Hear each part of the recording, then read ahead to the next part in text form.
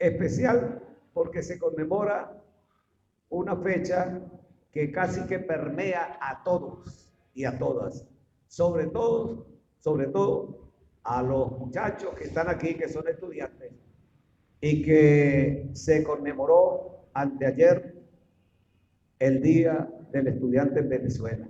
Deberían tener alguna información. Es sumamente importante, es una efeméride que trasciende en el tiempo, que marca un tiempo de la heroicidad de la juventud, así de héroes, chavos como ustedes, de 14, 16, 17, 18 años.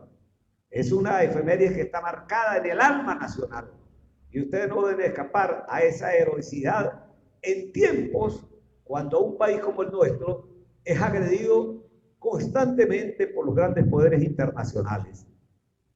Esa es una de las razones del efeméride. La otra es que anteayer se cumplieron ya 4 o 5 años, creo,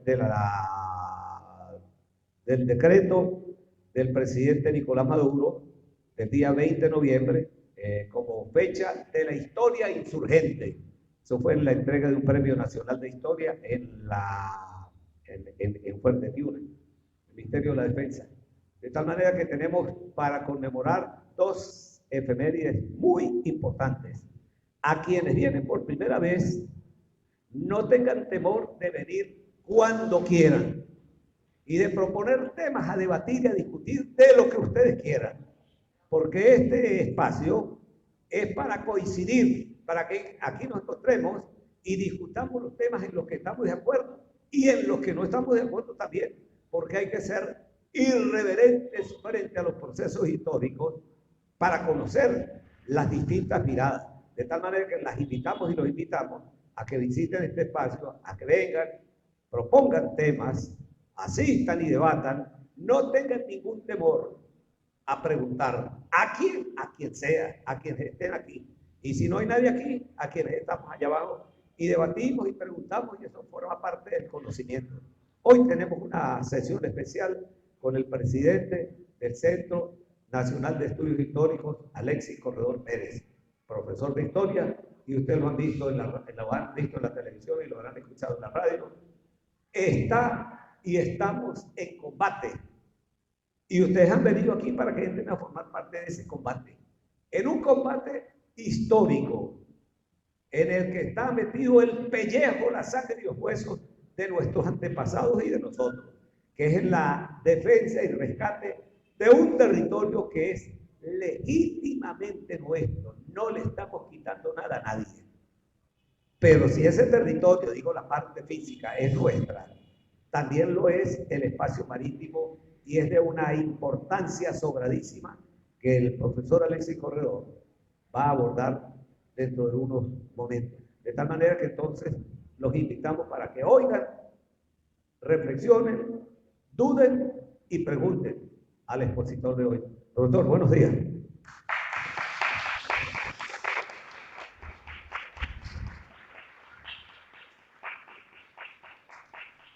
Buen día para todos y para todas. Hay una tercera cosa que nosotros tenemos que celebrar esta semana.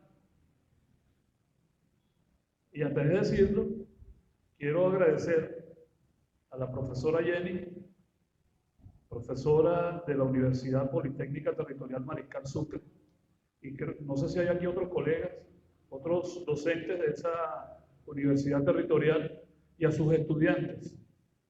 ¿Bien? Como no podemos decir al femenino de estudiantes, decimos a los y las estudiantes de las secciones que la profesora les imparte clase. Ustedes, compañeros, compañeras, compañeros estudiantes, van a compartir unos minutos con nosotros. Aquí están trabajadores y trabajadoras del Centro Nacional de Estudios Históricos. Aquí están compañeros que dirigen la Casa Natal del Libertador, que dirigen el Museo Bolivariano, que dirigen esta zona donde estamos ahorita, que se bautizó Casa de la Historia Insurgente. Y como su apellido lo dice, insurgente es de insurgir. Y la juventud, tal como fuimos nosotros en nuestra época, insurgimos con muchas ideas, con muchos sueños, como seguramente ustedes lo tienen. También tenemos compañeros aquí y compañeras que hace trabajo en un espacio conocido como la Cuadra de Bolívar, que queda hacia la zona de Quinta Crespo. Y también tenemos otro espacio que conocemos como el Complejo Bicentenario. Entonces, profesora Jenny, compañeros estudiantes, compañeras estudiantes, compañeros de los medios de comunicación y compañeras de los medios de comunicación, bienvenidos a esta actividad. Es importante destacar, y ya digo la tercera cosa que vamos a celebrar el día de hoy, es que también están presentes los compañeros y compañeras que son docentes de nuestro Programa Nacional de Formación en Historia y nuestro Programa Nacional de Formación Avanzada. Aquí hay investigadores, investigadoras, ¿bien?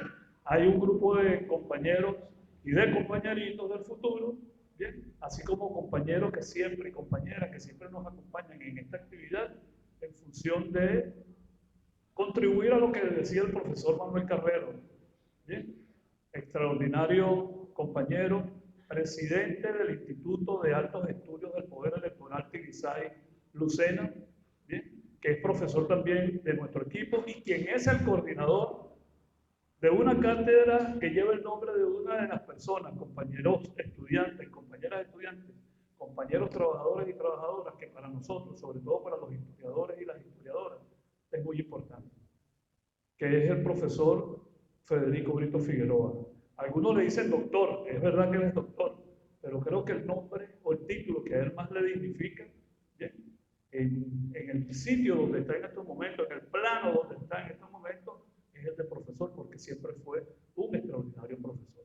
Entonces, bienvenidos, bienvenidas, compañeros de nuestro equipo de trabajo del Centro Nacional de Estudios Históricos, bienvenidos y muchas gracias por su presencia. Y la tercera cosa, ¿bien?, es que el profesor Manuel Carrero arribó a un nuevo cumpleaños, ¿bien?, el pasado 21 de noviembre, coincidiendo con el Día del Estudiante Universitario.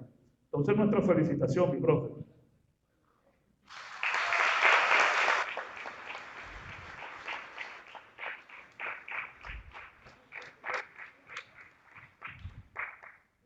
El trabajo de hoy, ¿verdad? Parte de esto que está aquí, creo que en amarillo, yo soy daltónico, pero puedo decir, y que nosotros como Centro Nacional de Estudios Históricos hemos querido identificar nuestra actividad, ¿bien?, nuestra actividad sobre la base de que en este momento el país se debate en una situación muy interesante e importante que tiene que ver con la Guayana Esequiba. Pero más que la Guayana Esequiba, queridos compañeros y compañeras que nos visitan, es el tema de la soberanía, de la territorialidad, y más eso, lo que le corresponde a cualquier país del mundo, en cualquiera de los 5 continentes, de cualquier modelo político, económico y social, que es la defensa de su territorio. Esto que está aquí chiquitico. Ahora bien, cuando nosotros y nosotras decidimos identificar el Centro Nacional de Estudios Históricos con estas caras que están aquí o con estas imágenes que están aquí, es para decirle a los que nos ven por las redes, a los que pasan diariamente por acá, tanto en el complejo como acá, como en nuestros museos, que la memoria histórica de un pueblo es fundamental. Cuando nosotros, nuestra mamá, porque seguramente fue nuestra mamá, lamentablemente los compañeros allá la columna les impide vernos, pero cuando nuestra mamá nos llevó por primera vez al médico a colocarnos la primera vacuna, o cuando nos cortaron el cordón umbilical a nuestra mamá en la maternidad o en el sitio donde nosotros nacimos y nosotras nacimos, le dieron una tarjetita. Allí comenzó nuestra historia, pero nuestra historia escrita. Ahí comenzó mi historia como ciudadano. Después, cuando me colocaron las inyecciones, mi mamá fue llevando en una tarjeta amarillita que daban en los centros de salud para ir llevando la memoria histórica de las vacunas que nosotros veníamos teniendo, o que en mi caso venía teniendo. ¿Eso es casual? No, eso no es casual.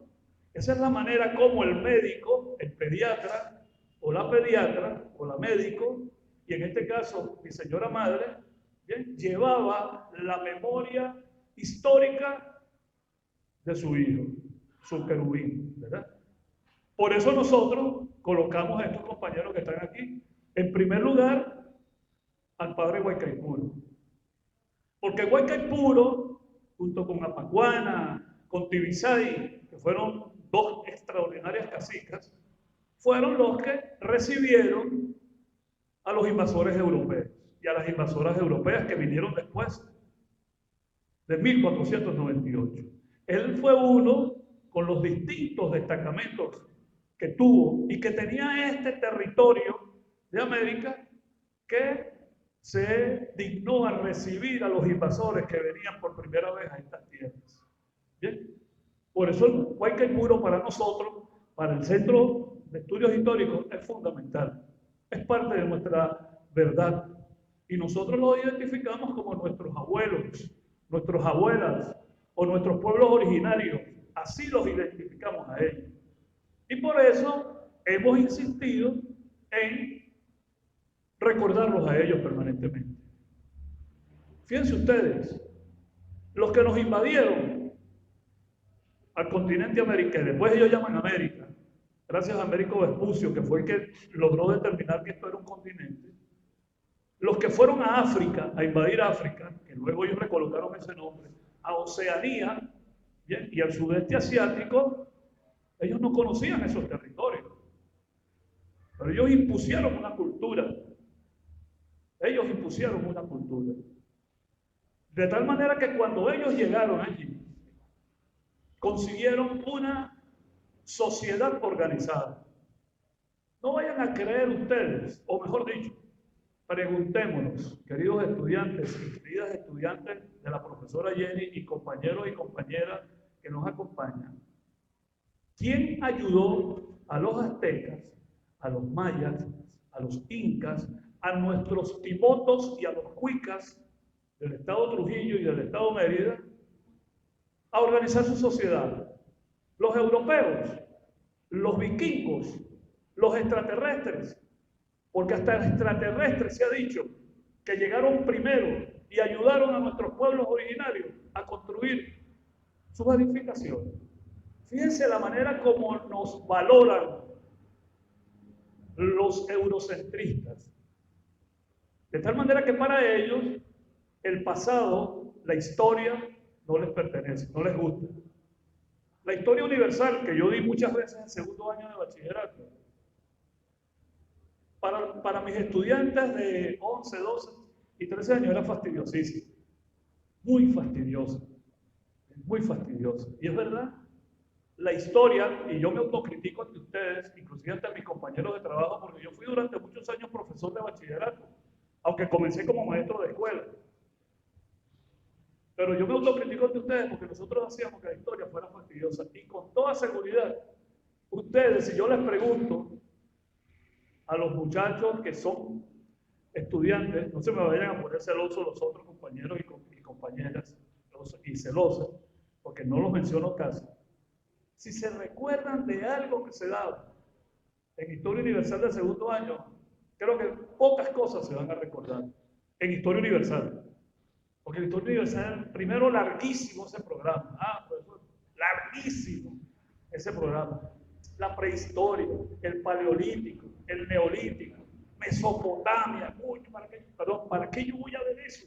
Eso a mí no me interesa. ¿Qué me sirve a mí si yo quiero ser doctor saber que los egipcios, Mesopotamia, que creció entre el Éufrates y el Tigris, crearon una cultura y crearon un calendario y un proceso de organización de la agricultura? ¿Para qué me interesa a mí eso? Y nosotros y nosotras, por eso mi autocrítica, no supimos darle a nuestros estudiantes en aquel momento el interés de ellos. De tal manera que cuando nosotros identificamos aquí a Guaycaipuro, es porque aquí están todos los compañeros y compañeras de nuestros pueblos originarios, los autóctonos dueños de este territorio. Y cuando identificamos luego al padre libertador, por supuesto con el otro padre, Sebastián Francisco de Miranda, junto con Ezequiel Zamora el general del pueblo soberano, y Simón Rodríguez, que tuvo que colocarse el nombre de Samuel Robinson para que no lo pusieran preso los españoles, porque era considerado enemigo número 1 de la corona española, así como Miranda. ¿Bien?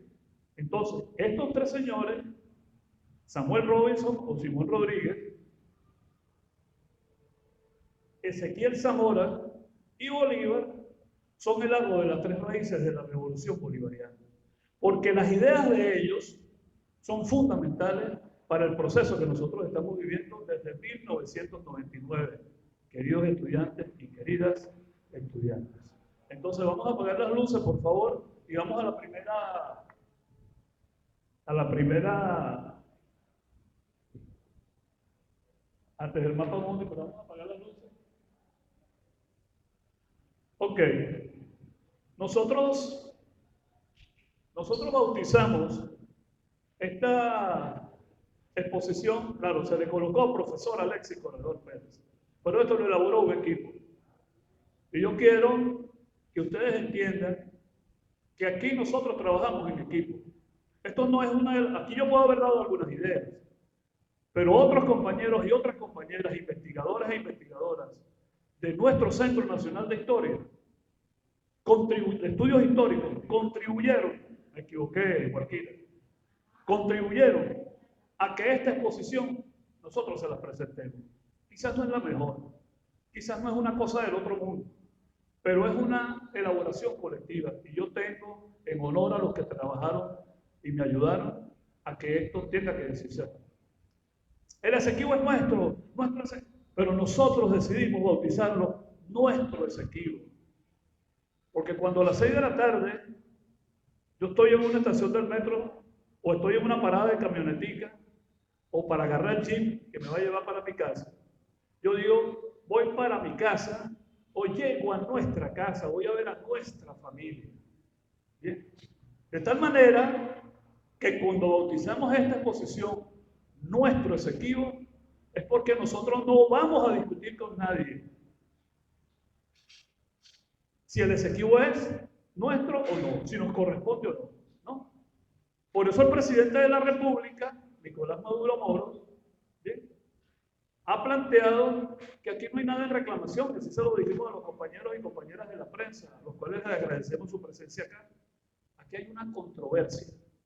Y cuando el territorio de la Guayana Esequiba, cuando estudiábamos, quizás no ustedes, los libros de ustedes, apareció un poco en rayita, son en reclamación, tiene que ver con que había una tergiversación del hecho histórico del Esequibo. La segunda, por favor. Comenzar una actividad de historia sin el padre libertador es incompleta. Y sobre todo en esta casa, donde me han antecedido compañeros como Alexander Torres, compañeros como Luis Pellicer, compañeros como Pedro Calzadilla, que son extraordinarios historiadores, investigadores, luchadores, como el profesor Manuel Carrero, extraordinario profesor. ¿Bien? Y nosotros adoramos, amamos, y lo decimos con toda la calle del medio, estamos enamorados de ese señor, de ese tipo, pudiéramos decir, porque él es el que nos hizo vernos como ciudadanos. A partir de ese debate que se dio de 1808, 1809 en la Junta Patriótica. El Libertador decía en 1822, fíjense ustedes la fecha que estamos colocando, no es 1810, 1822. En 1821 nosotros derrotamos en el territorio a los españoles. Sin embargo, los españoles no se retiraron totalmente. Y hace poco bautizamos en la Filben libros vinculados con el tema de un hecho histórico del cual se están cumpliendo 200 años, 2023, como fue la toma, el rescate del último bastión que tenían los españoles en nuestro territorio, que era Puerto Cabello. Aquí está Javier Escala, que participó en eso. Están otros compañeros. ¿Bien? Por favor, levántense. Los compañeros, por allá están otros compañeros.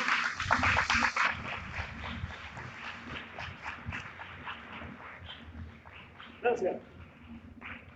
Ahora fíjense, es una comparsa que está acompañando esta actividad.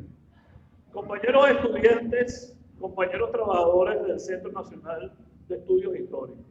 El trabajo que hicieron esos compañeros sobre los 200 años del rescate de ese bastión es fundamental para la historia. Si nosotros lo desconocemos, nosotros podemos pasar por Puerto Cabello y gran cosa, un castillo, gran cosa, bueno, un fortín, gran cosa, ¿no? Eso es importante porque representó la resistencia que hicieron los españoles, bueno, a la decisión del pueblo venezolano de aquel entonces de ser libre. Entonces el Libertador en 1822 dice lo siguiente: los colonos de Demerara y Berbice. Demerara y Berbice son unas localidades, unas poblaciones que estaban en 1822. Exacto, ahí es donde está señalando el profesor Carrero. En esta zona de la Esequibo, porque esta es nuestra Guayana.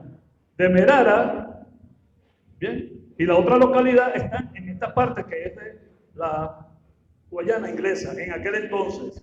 Pues resulta ser que estos ciudadanos empezaron a penetrar el territorio nacional. Cuando al padre Libertador le llega la información, escribe eso: tienen usurpada, usurpación es que yo me meto en una zona que no es mía. Tienen usurpada una gran porción de tierra que según ellos, es decir, los ingleses, nos pertenece el lado oeste del río Esequibo. Fíjense bien, para 1822, los ingleses reconocían que el Esequibo le pertenecía a Venezuela. Por eso el padre Libertador les dice que según ellos nos pertenece.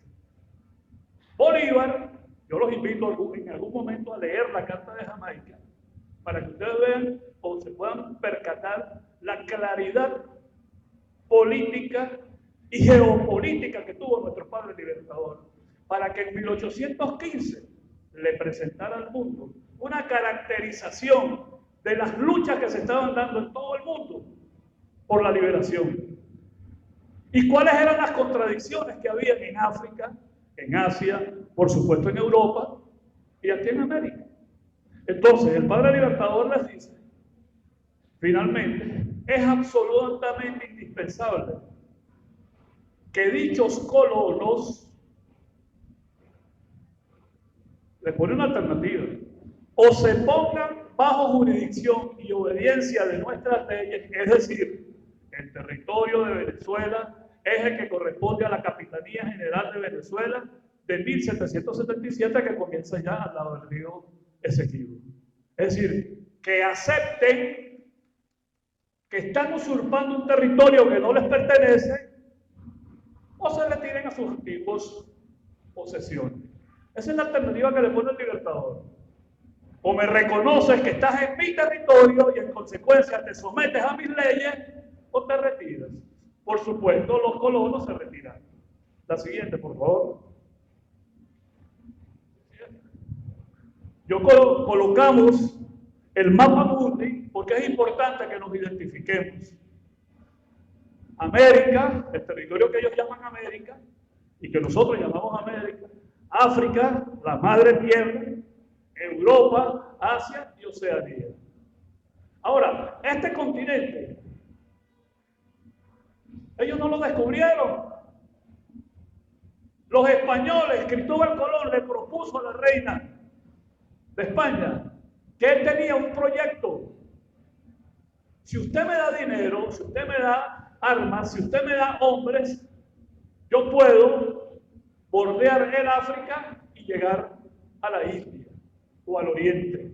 Ellos no sabían, muchachos y muchachas, compañeros y compañeras, que la tierra tenía la forma de ovoide o de redonda, pues como le decimos nosotros. No, ellos no sabían eso.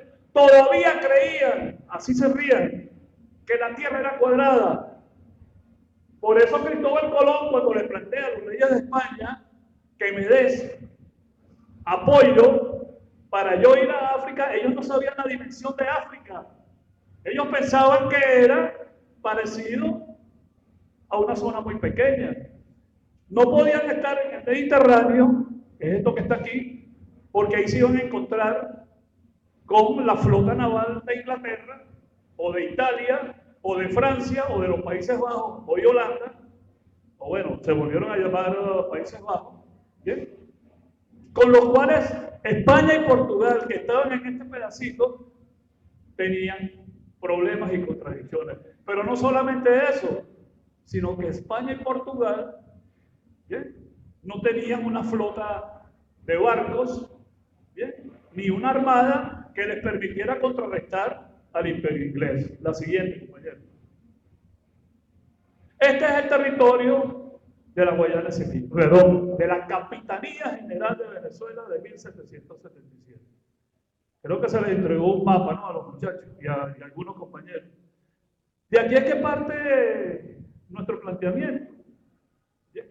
Por eso en 1899, cuando ellos firman a espaldas nuestras el laudo arbitral, desconocen esto. ¿Qué estamos haciendo nosotros? Y nosotros, que se reconozca el Acuerdo de Ginebra de 1966, donde decimos no reconocemos el laudo arbitral de 1899 y vamos a sentarnos, ustedes y nosotros, a negociar por la vía de la diplomacia y de la paz. Vamos a negociar el retiro de ustedes del territorio Esequibo, porque hay que reconocer, aquí en esta margen oeste, los guyaneses han establecido un conjunto de ciudadanos y ciudadanas y de poblaciones. Eso es cierto. Pero este es un territorio que no les pertenece. De tal manera que cuando nosotros invocamos la Capitanía General, este mapa es para decirles, señoras y señores, o señoras y señores, ese territorio es nuestro. Nosotros no vamos a discutir con nadie. Vamos con la segunda. Con la siguiente, perdón. Este es lo que pudiéramos nosotros decir el mapa de Venezuela entre 1819 y 1840. Muy similar al de Colombia la Grande. ¿Bien? Entonces aquí ven ustedes cómo Colombia, después de 1819 y luego de 1821, cuando se establece la Constitución de Colombia la Grande, departamento de Venezuela, departamento de la Nueva Granada o Cundinamarca, departamento de Quito. Fíjense bien, departamento de Quito, repito, departamento de Venezuela, ¿verdad? Desde Maracaibo, las provincias, todo esto era el departamento de Venezuela. Departamento de Cundinamarca o de la Nueva Granada, que alcanzaba hasta Panamá, y el departamento de Quito. ¿Bien? Después de 1830, esto que estaba así, este mapa físico, ¿bien?, se dividió en varias rayitas. República de Venezuela, República de Colombia, inclusive todavía con Panamá, el Ecuador, Perú y Bolivia. Por eso es que se dice que Bolívar libertó 5 naciones. Pero realmente cuando en Boyacá, en Bomboná, en Pichincha, nuestro ejército libertador, integrado por venezolanas y venezolanos, muy pocos neogranadinos participaron. Sí hubo, no hay que dejar de reconocerlo. Muy pocos ecuatorianos o quiteños y quiteñas participaron, pero sí participaron. Nosotros tenemos que decir que este pueblo, que nuestro ejército nunca ha salido a agredir a ningún otro país. Por eso quien nos acuse hoy de que queremos invadir a Guyana, bueno, tamaña mentira, tamaña fábula. Entonces, este territorio, ¿bien?, para 1840, que es aproximadamente la misma Colombia la Grande desde 1821, es uno de los documentos que nosotros estamos presentando en todas las instancias. La siguiente. Luego vamos a la primera pregunta, ¿verdad? ¿Está usted de acuerdo en rechazar por todos los medios, conforme al derecho, la línea impuesta fraudulentamente por el laudo arbitral de 1899 que pretende despojarnos de la Guayana, de nuestra Guayana Esequiba. ¿Cuántos y cuántas están inscritos en el CNE y debemos votar el 3 de diciembre? Por favor, levantemos la mano. O sea, aquí hay mayoría evidente. Aquí en el centro, mayoría evidente. Y a mi derecha, que es la izquierda de ustedes, muy poco. Lo cual quiere decir que nuestra juventud, que está por cumplir los 18 años o cerquita de los 18 años, es importante que entiendan, o mejor dicho, disculpen lo que acabo de decir, que comprendan por qué razón se convoca un referéndum. Nuestra Constitución del año 99, que aprobamos en referéndum el 15 de diciembre, establece la figura del referéndum, la consulta. ¿Bien? Cada 2 años, quienes estén en desacuerdo con el gobierno nacional o con las políticas que desarrolla el presidente o presidenta, quienes estén en desacuerdo con gobernador o gobernadora, o alcalde o alcaldesa, pueden invocar recogiendo unas firmas la aplicación del referéndum, para que el pueblo diga, sí, yo quiero que sigan así gobernando. Bien, no quiero que siga gobernando. Entonces, esa figura del referéndum que vamos a tener nosotros, queridos estudiantes, compañeros y compañeras, el próximo 3 de diciembre, es un hecho histórico muy importante. Ya este es el quinto, ¿no, profe? Este es el quinto referéndum que nosotros vamos a hacer. ¿Bien? Es decir, que no es nuevo. Pero es importante que nosotros comprendamos por qué yo, presidente de la República, que tengo las atribuciones que me da la Constitución de tomar una decisión sobre el tema del Esequibo, la puedo tomar. Pero que comprendamos por qué razón el presidente de la República y el alto gobierno ha planteado que el tema del Esequibo no puede ser un tema solamente del presidente Nicolás Maduro. Porque aún con todo lo que ha hecho el presidente, y esto no quiero que lo vean como un proselitismo político partidista mía, a pesar de que yo tengo una posición política en la vida desde los 16 años, ¿bien? Y tengo 64, posición que no la he cambiado, pero en este momento yo tengo que respetarlos a ustedes, tengo que respetarlas a ustedes, y lo político, lo partidista, de la puerta hacia allá afuera. En este momento es un tema, ¿bien?, que consideramos nosotros que es importante, es muy serio, y es el tema de la historia y de la patria. Cuando el presidente Nicolás Maduro se plantea, un poco como un referéndum, ¿bien?, es porque es un tema demasiado delicado y que debe involucrarnos a todos, con toda seguridad. Cuando se le preguntaba por la Guayana Esequiba, sí, vale, la zona de reclamación, la rayita, ¿verdad? La zona de reclamación. Pero es que no es un tema de reclamación. No podemos despacharlo tan fácilmente. Tenemos que lograr la concientización, la comprensión del por qué es necesario la realización de consultar al pueblo, de hacer este referéndum. Por eso, dentro de la normativa, para yo hacer un referéndum tengo que preguntar: ¿estás tú de acuerdo conmigo, sí o no?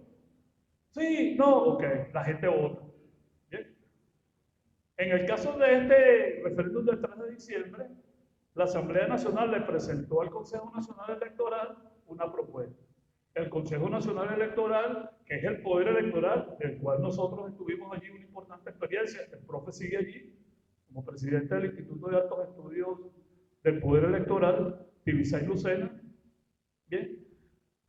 Bueno, y ellos elaboraron, complementaron las 5 preguntas que presentó la Asamblea Nacional, que es el convocante, no es el presidente de la República, el convocante es la Asamblea Nacional, que es quien refrenda la propuesta del Ejecutivo Nacional. Y el Tribunal Supremo de Justicia, su sala constitucional, leyó las 5 preguntas, analizó con los abogados especialistas constitucionales en el tema y avalaron las 5 preguntas. Entonces, si el tema nuestro es, como dice nuestra consigna, invocamos el Acuerdo de Ginebra que todo debe resolverse en paz, que todo debe negociarse en santa paz, como dicen por allí, entonces nosotros necesitamos que conozcamos por qué razón estamos hablando de un 1966, porque sería incorrecto que hablemos de un acuerdo de Ginebra sin hablar de esto. Porque ¿qué ocurrió en 1899? Un despojo, un quieto, pues, como le dicen a uno. Ríndete que estás rodeado, un quieto, hermano. Ese territorio no es suyo. Oye, ¿pero por qué? Bueno, porque no es suyo. Ajá, ¿y quién lo avala? Bueno, aquí están dos representantes de Estados Unidos que van a hablar por usted. Dos representantes de Estados Unidos que van a hablar por usted. Porque eso de que Estados Unidos haya estado en el laudo arbitral de 1899, muchachos, muchachas, compañeros y compañeras, y lo saben mis compañeros historiadores e investigadores, tiene que ver con un evento que el próximo mes de diciembre, en la primera semana de diciembre, cumple 200 años. Y es la aplicación, la aprobación por el Congreso de los Estados Unidos de una doctrina, yo no sé si la palabra existe, creo que no, invasionista. Bien, creo que es incorrecto, pero vamos a decirlo, invasionista, que aprobó el Congreso de los Estados Unidos. Un presidente tristemente célebre de nombre James Monroe aprobó una propuesta de un grupo de parlamentarios estadounidenses que le presentaron una propuesta y le decían al presidente, miren, el imperio inglés 1822, estamos hablando de 1822, donde Estados Unidos era una república en pañales, a pesar de que había nacido en 1700, después de 1750, con la Revolución Inglesa, en la cual participó nuestro Sebastián Francisco de Miranda. Bueno, le plantearon, nosotros necesitamos aprobar una ley que nos proteja. Y esa ley tiene que ser América para los americanos. América para los americanos. Es decir, nosotros somos los protectores de ese poco de indios e indias que están para allá abajo. Entonces vamos a aprobar esta ley, la refrenda el Congreso de la República y entonces a partir de 1822 se institucionalizó la doctrina Monroe. Entonces, cuando Venezuela exige en 1897 el tema de definir nuestras fronteras con la Guayana Inglesa, que era quien existía en ese entonces, ellos invocan la doctrina Monroe. Tranquilo, Manuel. Tranquilo, Guaquira. Yo resuelvo eso. Yo me busco a Javier, que somos representantes de los Estados Unidos, y nosotros nos sentamos con los ingleses, ¿bien? Buscamos un árbitro y nosotros decidimos cómo es la cosa. ¿Bien? Y el gobierno de Venezuela en ese momento, que de paso Venezuela en ese momento tenía una inestabilidad política muy grandiosa, no tenía identidad, no tenía noción de patria, aceptó.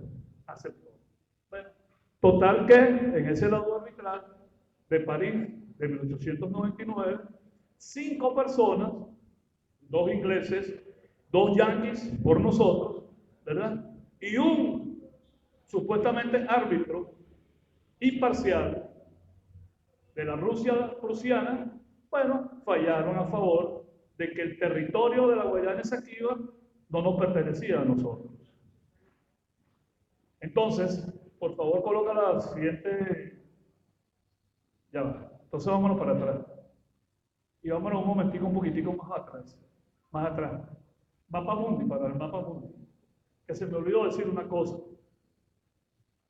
Cuando los españoles, o cuando la corona española le aprueba a Colón el proyecto, bueno, se embarcan, como lo sabemos en todos los cuentos, la Pinta, la Niña y la Santa María. Y salieron de Puerto Palos, ¿verdad? Y resulta ser que su objetivo era este, venirse por acá. Como no conocían la dimensión de África, se dan cuenta que a medida que ellos van bordeando el África, dicen, no voy a decir la palabra de la Real Academia de la Lengua aquí, pero voy a decir, cónchale, como que esto es muy, muy grande, y comienzan ellos a tratar de bordear la costa de África, que sí la conocían solamente la costa de África. lamentablemente para nosotros, tienen un peloncito, se equivocan, y vienen a tener a las islas Azores, o lo que llaman también las Islas Canarias, primero las Azores, luego las Canarias, y finalmente ese pequeño peloncito los lleva a establecer contacto con esta zona que ellos no conocían. Y en 1492, cuando Rodrigo de Triana dice tierra, tierra, es porque ve una gaviota. Y las gaviotas no pueden volar muy lejos de la costa. Por eso es que Rodrigo de Triana dice al principio, cónchale, cerca debe haber una tierra, debe haber tierra porque una isla, algo, porque si no, no hubiese una gaviota. De tal manera que cuando llegan a el primer contacto que ellos hacen, que nuestros pueblos originarios los ven y los descubren a ellos, ¿bien? Es cuando están llegando en 1492 a esta zona, una isla que luego le colocan a ellos el nombre de San Salvador, porque había un motín en las 3 carabelas. Y lo que le salva la vida a Cristóbal Colón y a su equipo, ¿bien?, de dirección dentro de las naves, es precisamente cuando el grito de Rodrigo de Triana, que desde la escuela nos decían tierra, tierra, pero no nos explicaban qué era lo que pasaba y quiénes eran los que venían en esos barcos. Venían presos políticos, pero también venían gente, delincuentes, a los cuales le conmutaron la pena. ¿Bien? Y muchos y muchas no aceptaron. Le decían, bueno, vale, usted sale en libertad, usted que mató 5 personas, usted que está condenado a 50 años de cárcel, usted sale en libertad, pero eso sí, usted se embarca con Cristóbal Colón en una travesía hacia el mar.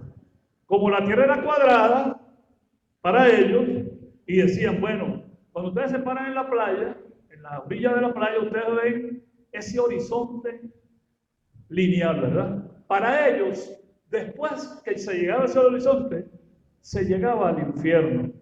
Pudiéramos decir que es una fábula. Sin embargo, la influencia que tenía la Iglesia Católica en Europa en ese momento trae como consecuencia que mucha gente era muy creyente. Coño, la tierra es cuadrada. No, cae para el infierno. Prefiero estar preso aquí que algún día voy a salir y no cae para el infierno, porque el infierno dice que, bueno, que tú te quemas. Hay digamos, un periodo, porque si en el purgatorio dura 50 años dando vueltas y te estás durando poquito a poco. ¿Bien? No, yo prefiero quedarme aquí porque hasta yo me puedo fugar en algún momento. De tal manera que esa gente que trajeron los barcos españoles no eran gente totalmente, digamos, de buena lid, para decirlo. Y el señor Américo Vespucio, a partir del tercer viaje, que acompañó a Colón, se desvió y comenzó a bordear esta zona. Por eso es que ellos dicen, en el tercer viaje, 1498, cuando regresan a España y dan el parte, ellos dicen, primero hay un río muy grande, la desembocadura de un río muy grande, nuestro padre Orinoco. Después sigue Américo Vespucio bordeando y se consigue con la desembocadura del río Amazonas. Y el tipo dice, no puede ser que sea una isla grande para que tenga un río, pero una isla que tenga 2 ríos demasiado grandes, no, eso no puede ser. Y siguió su travesía y se consiguió con la desembocadura del río de la Plata, lo que hoy en día, o lo que hoy en día separa Uruguay y Argentina. De tal manera que por esa razón se le coloca a este continente el nombre de América, por Américo Vespucio, porque fue el tipo, bueno, que recorrió, o hubo otro como Vasco de Gama, que recorrió todo Centroamérica, o Hernán Cortés, que cuando Hernán Cortés llega a México, piensan que es el Popol Vuh, el hombre de maíz. Vámonos ahora para la primera pregunta. Entonces, para aligerar esto, la pregunta del referéndum, la primera de las 5 preguntas, tiene que ver con el despojo que nos hicieron ilegalmente. Por eso esta pregunta está elaborada de esta manera. Hay quienes dicen, para los compañeros de la prensa, no, es que esas preguntas están inducidas. Sí, pero de repente yo veo a veces preguntas que hacen en la radio los periodistas o algunos reporteros. Usted ¿Qué opina a usted le alcanza el dinero que está ganando, sabiendo que las cosas están muy caras para comprar todo? Si me está diciendo, a usted le alcanza el dinero para comprar lo que debe comprar, sabiendo que es muy poco, ¿qué voy a responder yo? No, no me alcanza, claro que no me alcanza. Primero porque me estás induciendo y segundo porque es una realidad. ¿Bien? Entonces hubo gente que empezó a cuestionar que estas preguntas están inducidas. Claro que están inducidas, claro que están complementadas. Si esto fue un despojo, un atraco, un quieto, ¿cómo voy a yo avalar? Bueno, sí, yo no estoy de acuerdo con que me quiten el territorio. Por supuesto, nuestra pregunta número 1 es de rechazar el laudo arbitrario porque fue arbitrario, írrito, nulo, ilegal, es votar que sí estoy de acuerdo en rechazarlo. Vamos con la siguiente. Luego, esta foto se ha, digamos, difundido el general de brigada Pompeyo Torrialba, que ha sido uno de los extraordinarios exponentes del tema del Esequibo, el diputado William Fariña, que forma parte de una comisión de la Asamblea Nacional, han venido trabajando parte de esto. Aquí están las distintas líneas que demarcan el territorio de la Guayana Esequiba. El más osado es este señor Robert Schomburg, quien, el pana Schomburg, Robert Schomburg, quien, pagado por supuesto por el Imperio Inglés, estableció una línea. Entonces, por eso es que esto aparece muchas veces zona en reclamación. Y repito, nosotros no estamos reclamando nada. Porque esta línea que establece este señor, en 1841, un año después que Inglaterra reconoce a la República de Venezuela, ya separada de Colombia, ¿sí?, indica que hay una deformación histórica por parte de ellos. Entonces, si el laudo arbitral de 1899 nos despojó sobre la base de esta concepción, sobre la base de este mapa, vamos a encontrar entonces suficientes argumentos para determinar cuál es nuestra respuesta. Por favor, la siguiente. Este es el mapa de Colombia. ¿Bien? Cuando nosotros decimos, ¿está usted de acuerdo en rechazar el laudo arbitral de 1899? Entre otras cosas se basa, entre otras cosas, porque este es el mapa de Colombia la Grande. Este es el mapa, ¿bien?, que nos reconoce como soberanamente dueños y propietarios de, aunque suene la palabra propietario, de la Guayana Esequiba. La siguiente, por favor. Por eso entonces, la segunda pregunta, ¿apoya usted el Acuerdo de Ginebra? Si la primera pregunta es rechazar el laudo arbitral de 1899, una segunda pregunta tiene que ser, ¿y ahora qué vas a hacer? Ok, rechazaste el laudo arbitral y, bueno, pero resulta ser que en 1966, cuando algunos estábamos entrando o saliendo del 6º grado, ustedes no sabemos si estaban en proyectos todavía de su papá y de su mamá, algunos estaban aquí ya gateando, o otros ya estábamos en la escuela, como en mi caso. Bueno, el gobierno de Raúl Leoni, ya casi terminando su gestión, gobierno de Acción Democrática, junto con el canciller Falcón Briceño, bueno, ya en 1851 habían planteado que nosotros estábamos en desacuerdo con el acuerdo de un laudo arbitral de 1899. Y es tanta la presión que hacemos en la Organización de Naciones Unidas, recién nacida esa institución después de la Segunda Guerra Mundial, que entonces se aprueba el Acuerdo de Ginebra de 1966 con el Imperio Inglés, no con la República Cooperativa de Guyana. Eso se ha dicho y lo vamos a seguir diciendo hasta que la gente diga que por esta gente sí es fastidiosa. No es fastidiosa, esa es la verdad histórica. Entonces esta segunda pregunta lleva a que los venezolanos y las venezolanas, que somos amantes de la paz, que queremos la tranquilidad de nuestro país, que queremos la estabilidad política, conociendo lo que dice el Acuerdo de Ginebra, que indica que cualquier decisión, acción que se haga para la controversia sobre la Guayana Esequiba debe ser en contubernio Venezuela e Inglaterra al principio, Venezuela y Guyana debe hacerse en Santa Paz. Debemos sentarnos los dos en una mesa, ¿verdad?, a negociar cómo resolvemos ese rollo, cómo resolvemos ese problema. Entonces tiene que ser un acuerdo de Venezuela, el profesor Carrero Venezuela, yo soy el representante primero de Inglaterra y luego de la República Cooperativa. Y en el Acuerdo de Ginebra se dicen los pasos. Primero, se ponen de acuerdo los dos. Segundo, número uno, vamos a negociar. Número dos, relaciones de respeto. Número tres, cualquier acción que se vaya a hacer tiene que ser compartida. Si el profesor Carrero me dice a mí, no, Alexis, yo no quiero el Acuerdo de Ginebra, yo creo que nosotros tenemos que ir a la guerra. Oye, profesor Carrero, tú eres boxeador, yo no, ¿cómo tú me vas a plantear una pelea donde yo voy a salir perdiendo? Vamos a ponernos de acuerdo y buscamos una solución negociada, en paz, ¿verdad? Que es lo que no ha hecho Guyana. Por eso, nosotros, en la pregunta número 2, cuando planteamos el Acuerdo de Ginebra, es porque nos garantiza la paz.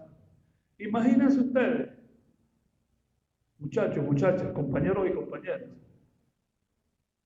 un país con una inestabilidad, con problemas en las calles, con confrontación, bien, como lamentablemente le está pasando a los compañeros en Gaza, que tienen que estar pendientes porque una bomba puede caer. En estos días cayó una bomba en un hospital, tuvieron que desalojarlo.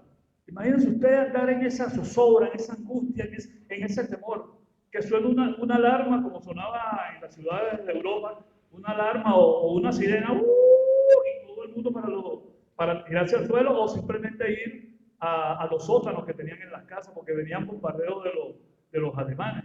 Bien, imagínense vivir así. Es una zozobra completa. El Acuerdo de Ginebra plantea otra situación. Venezuela y yo nos ponemos de acuerdo. Nos ponemos de acuerdo. Por eso, la pregunta número 2, muchachos, muchachas, ¿bien?, y plantea que estemos de acuerdo. ¿Está usted de acuerdo con el Acuerdo de Ginebra? Sí, por supuesto que sí. Seguimos. Claro, yo estoy respondiendo por ustedes, ¿no?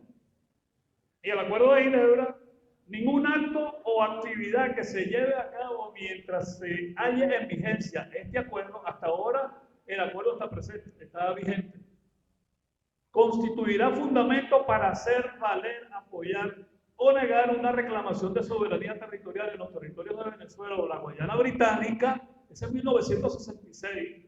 Este término, Guayana Británica, nosotros tenemos que tenerlo muy claro, porque con quien estábamos definiendo, discutiendo, era con la Guayana Británica, no era con la República Cooperativa de Guyana, que ahora parece, no, es que esto me quiere también bromar, porque claro, como es Venezuela, es de oro, tiene tremendo ejército. No, no es eso. Tú eres un provocador, violentas esto. Entonces, bueno, si eres violento o violenta y tienes apoyo de los yanquis, bueno, prepárate. O lo resolvemos como pana, o lo resolvemos como lo que somos, pues, como decimos nosotros en la calle. ¿Bien? De tal manera que entonces no podía yo decirle al profesor Carrero de Venezuela, tranquilo, profesor, yo estoy de acuerdo con el Acuerdo de Ginebra y me vuelvo acá. Coño, Isma, ven acá. Vamos a empezar a darle autorización. Jenny, vamos a darle autorización a la ExxonMobil para que se metan al mapa. Vámonos para atrás. El mapa de las rayitas. El otro. Vamos a darle autorización a la ExxonMobil para que se meta para acá. Bien, y comience a explorar. Como ahí hay petróleo, como aquí hay uranio, vamos a darle orden, vamos a darle, Jenny, que se metan para acá y que Venezuela no se entere, porque si Manuel se entera, me voy a meter yo en un problema. Eso es lo que está haciendo Guyana. Vámonos para la pregunta donde estamos ahorita. De tal manera que ningún acto se puede hacer si no es un acuerdo entre los dos, que es lo que ha hecho Guyana. Por eso, la pregunta número 2 está elaborada en esos términos. Ni para crear derecho de soberanía en dichos territorios. Fíjense, a pesar de que nosotros decimos que ese territorio es nuestro, nosotros aceptamos firmar este acuerdo en aras de la paz, en aras de resolver la situación lo más, digamos, en paz que podamos. Excepto en cuanto tales actos o actividades sean el resultado de cualquier convenio. Si el compañero y yo nos ponemos de acuerdo y decimos, bueno, está bien, vamos a permitir que esa empresa esté allí explorando solamente. Solo así se pudiera aceptar. O como se hizo en 1982, 83, 84, que se planteó en un acuerdo Venezuela, porque yo se lo planteé a comer. ¿No te parece mejor para resolver esa situación entre nosotros que somos profesores, oye, que nos conocemos? ¿No es mejor que busquemos una persona que sea un buen oficiante? Porque la ONU tiene una figura que cuando hay controversia, bueno, se busca un tipo, o una persona, o una mujer, que pueda conciliar las dos partes, el llamado buen oficiante. Y eso se aprobó. Ese convenio del Acuerdo de Ginebra planteaba esa situación. Entonces, tanto Venezuela como Guyana se pusieron de acuerdo y nombraron 3 buenos oficiantes. Seguimos. La pregunta número 3, por eso entonces la pregunta número 2, nosotros insistimos, convocamos que hay que votarla así. Sí estamos de acuerdo con el Acuerdo de Ginebra, valga la repetición. La pregunta 3, ¿está de acuerdo con la posición histórica de Venezuela de no reconocer la jurisdicción internacional de justicia para resolver la controversia de la Guayana Esequiba? Por favor, la otra.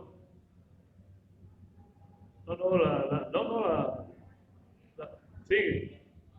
La pregunta 3, por favor, no lo voy a responder yo. Ahí debería...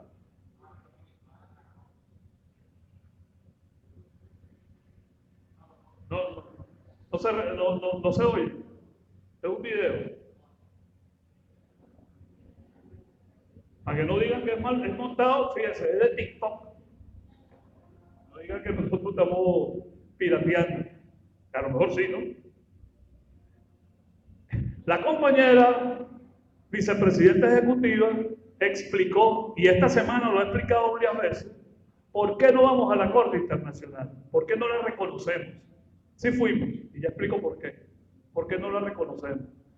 Porque resulta ser que en una de esas que el profesor Manuel se levantó y se fue para el baño, yo llegué y dije, no, yo me voy para la Corte Internacional. Camarada, por favor, mire, yo tengo que ir a poner una denuncia. El profesor Carrero me está caribeando.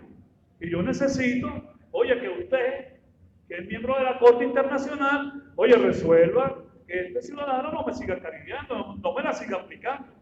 Eso fue lo que hizo Inglaterra, Guyana. Fue a la Corte Internacional, estableció un conjunto de documentos donde decía que la Guayana Esequiba le pertenecía. Como fue una cuestión unilateral de mi parte, y acuérdense lo que decíamos del Acuerdo de Ginebra, o recuerden, mejor dicho, todo debe hacerse de acuerdo en contubernio. Evidentemente nosotros no vamos a reconocer lo que decide esa Corte Internacional. Sin embargo, lo consiguió. Colócalo, ¿ves?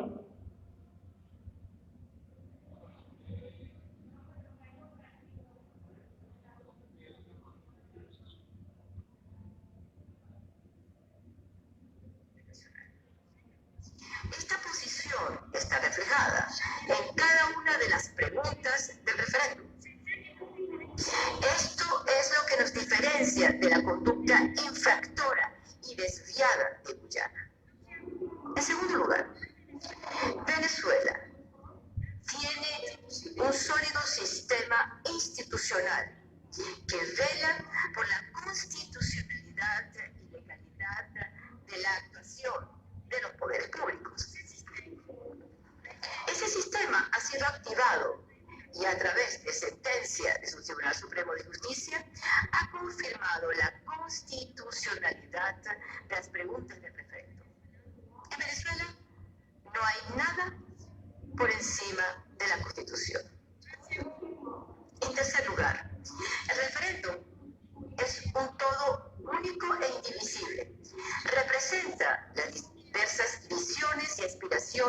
de nuestra sociedad. Los venezolanos tenemos derecho a consultarnos y escucharnos. Nadie puede negar o fraccionar este derecho. Finalmente, el Estado venezolano no dará la espalda a lo que el pueblo decida en la consulta. En primer lugar, Venezuela ha sido siempre respetuosa del Acuerdo de Ginebra y del derecho internacional. Esta posición está reflejada en cada una de las preguntas del referéndum. Esto es lo que nos diferencia de la conducta infractora y desviada de Guyana. En segundo lugar, Venezuela tiene un sólido sistema institucional que vela por la constitucionalidad y legalidad de la actuación de los poderes públicos. Ese sistema yo quería, en otras ocasiones ha funcionado, escuchar a la vicepresidenta, donde ella, como en lo poquito que pudieron, si se logró escuchar, conducta infractora de Guyana. Somos respetuosos del Acuerdo de Ginebra, todos tenemos que hacerlo de acuerdo. El que violente esa normativa indudablemente invalida lo otro. Guyana, sabiendo que hay 15 jueces que integran esa Corte Internacional, en la cual tiene mucha simpatía y mucha animadversión hacia Venezuela, llevó unos documentos. ¿Qué hizo nuestra vicepresidenta hace 2 años? Se presentó en la Corte Internacional y les dijo: señores de la Corte Internacional, aquí están estos documentos. ¿Bien? Que es la posición oficial del gobierno de Venezuela, no del presidente Nicolás Maduro, que es quien dirige las riendas del Estado, no, es la posición de Venezuela desde 1966, cuando no existía la revolución bolivariana, ¿bien? Cuando gobernaban otros en nuestro país con un proyecto de país distinto al de la Constitución del 99, que es la Constitución de 1961. Entonces, estos documentos que estamos presentando aquí son los documentos que avala esa comisión mixta que se instaló en 1966. De tal suerte que nosotros no lo reconocemos a ustedes, pero aquí están los documentos para que ustedes los revisen. Para que ustedes los revisen. Esta semana la compañera se presentó nuevamente en la Corte Internacional porque Guyana, en esa conducta infractora, introdujo un recurso en contra del referéndum. Por eso en la parte que íbamos a escuchar, ella insiste: Venezuela tiene una constitución. Ningún país, ningún ente, ni nadie puede venir a decidir por encima de la constitución. Y en la constitución está el referéndum. Por eso entonces nosotros no reconocemos a la Corte Internacional. A pesar de que la Corte Internacional es un organismo de la Organización de las Naciones Unidas, ¿nosotros qué hacemos? Te podemos reconocer como institución, pero tú no tienes facultades, no tienes injerencia ni legalidad para atender este caso de la controversia de Venezuela con Guyana, o en este caso de Guyana con Venezuela. La siguiente. La pregunta número 4, ¿está usted de acuerdo con oponerse por todos los medios conforme a los derechos, al derecho a la pretensión de Guyana de disponer unilateralmente del mar pendiente por delimitar de manera ilegal y en violación del derecho internacional? Pasa. Nosotros decimos, y la pregunta número 4 tiene que ver: ¿estamos de acuerdo con que Guyana pueda utilizar toda esta costa de nuestro mar que nos da acceso al Atlántico? ¿Estamos nosotros de acuerdo con eso? ¿Sí o no? ¿Sí o no? Ok. Entonces, si no estamos de acuerdo, es sí, ¿verdad? Entonces, sí estamos en desacuerdo con que Guyana unilateralmente esté autorizando, ¿bien?, y esté utilizando el espacio de nuestro mar territorial, porque esa es una controversia, eso no está definido. La siguiente. Aquí ojalá pueda captarse lo que ha venido haciendo Guyana. ¿Bien? Ha venido en esta zona, de que es nuestra fachada hacia el Océano Atlántico, porque nosotros tenemos hacia el Mar Caribe y tenemos hacia el Océano Atlántico. Ha venido autorizando la presencia, aquí está este color, indica a la ExxonMobil. Fíjense bien cómo está cerca prácticamente de la costa del mar territorial que le corresponde a Venezuela, de nuestra plataforma marina y submarina e inclusive del espacio aéreo. La próxima. Y la pregunta número 5, ¿está usted de acuerdo con la creación del Estado de Guayana Esequiba y que se desarrolle un plan acelerado para la atención integral de la población actual y futura de ese territorio que incluya, entre otras, el otorgamiento de la ciudadanía y cédula de identidad conforme al Acuerdo de Ginebra y el derecho internacional, incorporando en consecuencia dicho Estado en el mapa del territorio venezolano? Por supuesto que estamos de acuerdo, porque si es un territorio de Venezuela, no puede estar exento de los beneficios de las bondades de los gobiernos de la República Bolivariana de Venezuela. Pero antes de pasar a la otra, fíjense lo que dice, que incluye, entre otros, el otorgamiento de la ciudadanía y cédula de identidad venezolana conforme al Acuerdo de Ginebra y al derecho internacional. Hay quienes dicen que si nosotros vamos a cedular a las personas que están habitando el territorio de la Guayana Esequiba, que es de Venezuela, nosotros estamos violentando. Pero resulta ser que el Acuerdo de Ginebra establece, entre otras cosas, que esa población que está en territorio venezolano debe tener identificación. De tal manera que si nosotros nos vamos a aplicar la misión identidad, nosotros no estamos violentando nada. E inclusive pudiéramos estar haciendo las mismas acciones que está haciendo Guyana unilateralmente. Pero hay una diferencia. Yo te estoy consultando. Si tú como pueblo me dices, bien, que estás de acuerdo con que yo aplique el Acuerdo de Ginebra en la población que está en el territorio de la Guayana Esequiba, nadie me lo puede impedir. Nadie me lo puede impedir. Con diálogo y con la diplomacia de paz. La siguiente. Y hay otro aspecto que tiene que ver en estos dos últimos mapas, ya que estamos terminando. Esto que aparece aquí, esto coloreado, ¿bien?, son los pueblos, los descendientes de los pueblos originarios que están en estas localidades.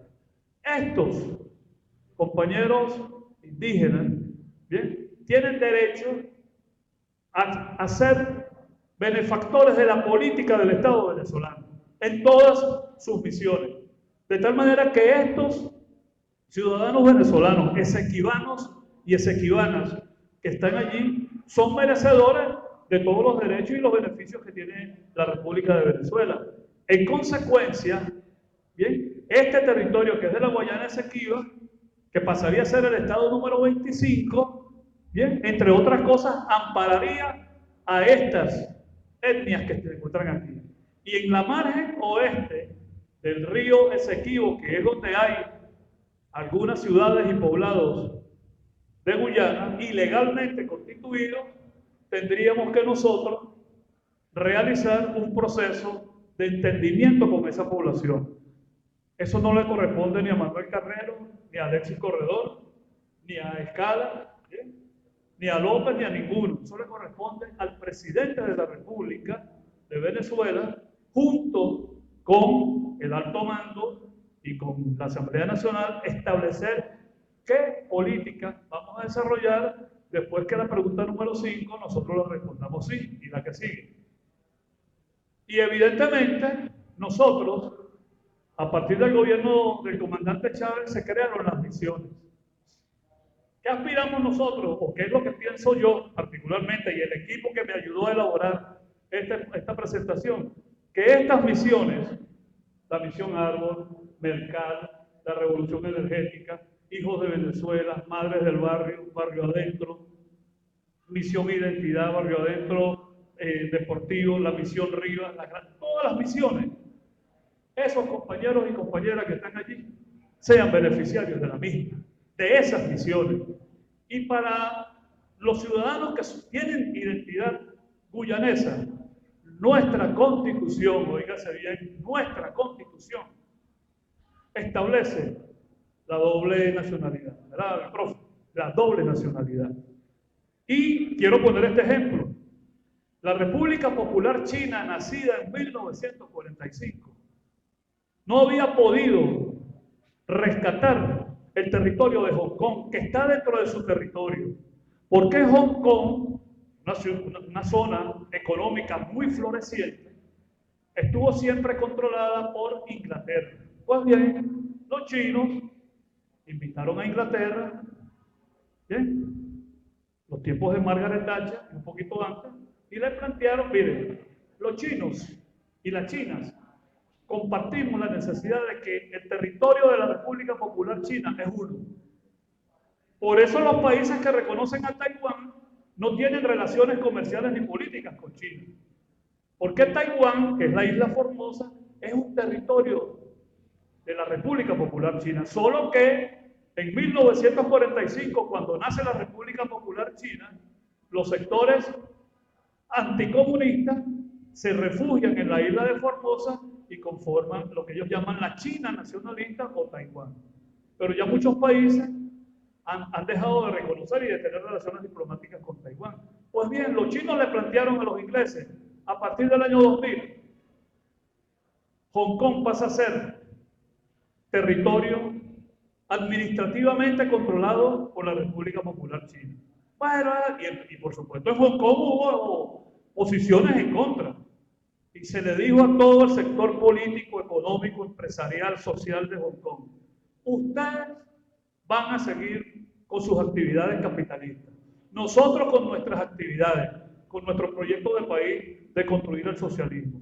Nosotros le planteamos a ustedes la siguiente propuesta: un país, República Popular China, dos sistemas. El sistema socialista de la República Popular China, bien, y el sistema capitalista que lo tiene Hong Kong. Yo pienso, profesor Carrero, y compañeros que están aquí, investigadores, investigadoras, y el resto de compañeros, que esa puede ser, no esa, pero una de las tantas ideas que debe manejar nuestro gobierno para relacionarnos con esa población que está allí, que seguramente a través de las redes les han metido en la cabeza cualquier cantidad de cosas de que nosotros los vamos a invadir, los vamos a poner presos y los vamos a... No. Viene un proceso, repito, que le corresponderá a la Presidencia de la República definir cómo llegamos a ellos. Y finalmente, compañeros, el presidente Nicolás Maduro dice: debe seguir levantando con más fuerza Venezuela, que nunca la reclamación justa sobre el Esequibo por las vías del derecho internacional, reconquistarlo por la vía de la paz. Por eso mi primera palabra y mi primer llamado es la unión nacional, hombres y mujeres de esta patria. Hace 2 semanas en el Teatro Teresa Carreño tuvimos la oportunidad de asistir algunos y algunas. Se hizo un evento de acuerdo nacional. Todos los sectores políticos partidistas, de la oposición, del bloque de la patria de la Asamblea Nacional, los empresarios en Fedecámara, los empresarios socialistas, todos los sectores, la iglesia inclusive, la iglesia tiene como 5 corrientes, ¿bien? Todas las 5 corrientes eclesiásticas estuvieron en ese evento con el presidente de la República, donde le dijeron: nosotros también nos embarcamos en ese proyecto. No es un proyecto suyo, presidente, no es un proyecto suyo, doctor Jorge Rodríguez, es un proyecto de Venezuela, un acuerdo nacional. Y cerramos con esta, que no podía faltar. También es un video del comandante Chávez, pásalo, que no lo vamos a escuchar, porque no se puede. Pero él dijo esto: ese acuerdo de Ginebra compromete a las partes, es decir, Venezuela y Guyana, a buscar una solución. El acuerdo de Ginebra persigue buscar una solución.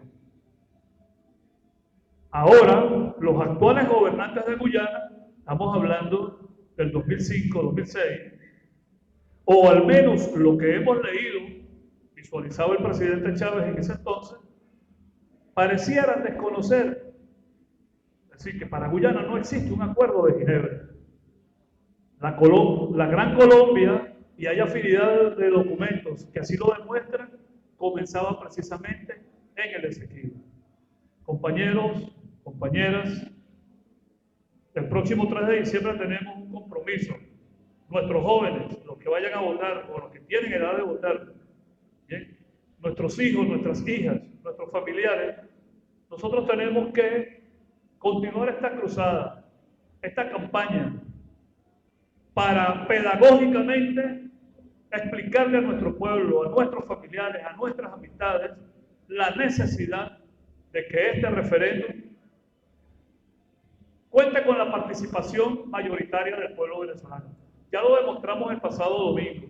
Tremenda y extraordinaria demostración que dio el pueblo, o que dimos el pueblo venezolano en el simulacro del pasado 19 de noviembre, 2 días antes de que el profesor Carrero cumpliera años, ¿verdad? El 3 de diciembre van a haber muchos más centros de votación. Las colas van a ser quizás igual, pero va a ser más rápido porque van a haber más centros de votación.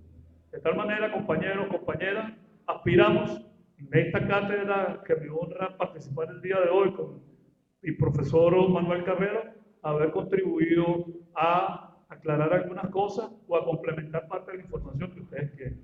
Agradecido.